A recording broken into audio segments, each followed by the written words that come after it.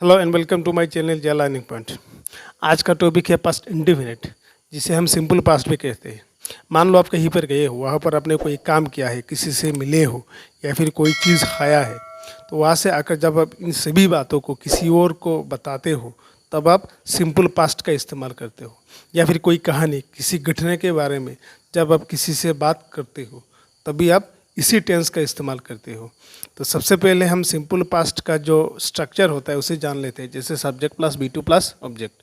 तो in short आप ये याद रख सकते हो कि पास्ट इंडेफिनिट में किसी भी वर्ब का बी टू यानी पास्ट फॉर्म ही आपको लिखना है, जैसे गो का वेंट, डू का डिड, सी का सो, राइट का रोट। अब बारी है रूल्स के बारे में जानने की। नंबर 1, कंप्लीट डायरेक्शन, मतलब जो काम हम पास्ट के किसी एक पर्टिकुलर समय में ख़त्म कर लेते हो, जिसका कोई भी कनेक्शन, कोई भी इम्पैक्ट प्रेजेंट तक ना हो।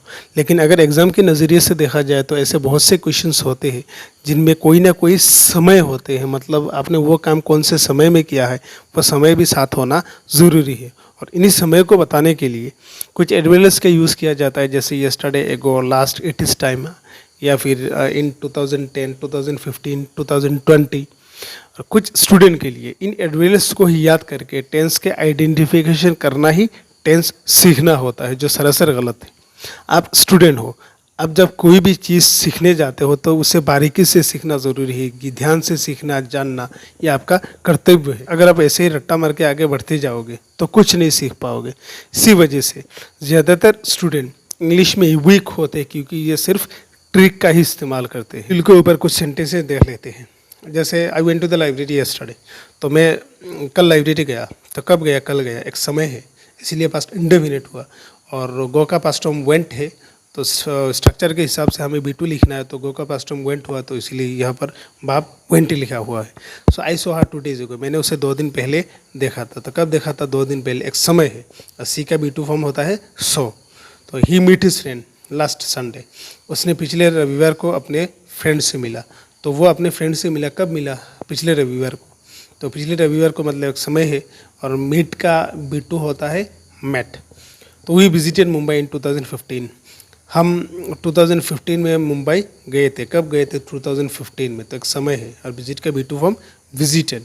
Rahul send me a letter last month, Rahul ने पिछले सप्ताह मुझे एक लेटर भेजा। कब भेजा? पिछले सप्ताह। It is time we went home, अब समय हो गया है कि हम घर जाए। मतलब पास्ट में जब हम पास्ट के किसी एक समय में कोई काम हमने किया था, उसी समय को वर्तमान के साथ कंपैरिजन करने के लिए, मतलब तुलना करने के लिए हम इट इज़ का इस्तेमाल करते हैं। तो पास्ट के इसी समय में हमने वो काम किया था, और वो काम करने का समय भी अब हो गया है। इस सेंस में हम इट इज़ टाइम का इस्तेमाल करते हैं। जैसे it is time you return home, अब समय हो गया है कि तुम घर लौटो। तो घर लौटो मतलब इस समय में घर लौटता था पहले, और अब ये वो समय हो गया है तो घर लौटने का। इसी वजह से हम इट इज़ टाइम का इस्तेमाल करते हैं। नंबर 2, एज इफ एज दो आई विश। एज इफ और एज दो का इस्तेमाल किसी एक काम के ऊपर कल्पना करने के लिए, मतलब इमेजिन करने के लिए यूज़ किया जाता है, जिसका मीनिंग मानो या फिर जैसे कि ऐसा सेंस आता है। और आई विश का इस्तेमाल किसी एक काम के ऊपर पछतावा दिखाने के लिए या फिर एक इच्छा को बताने के लिए यूज़ किया जाता है। जैसे he talked as if he knew everything, उसने ऐसे बात की मानो कि वह सब कुछ जानता हो। मतलब उस समय उसने इस तरीके से बात की जैसे उस समय लगा था कि वह सब कुछ जानता होता है। एक इमेजिनेशन है, एक कल्पना है, जिस कारण एज इफ का इस्तेमाल हुआ है।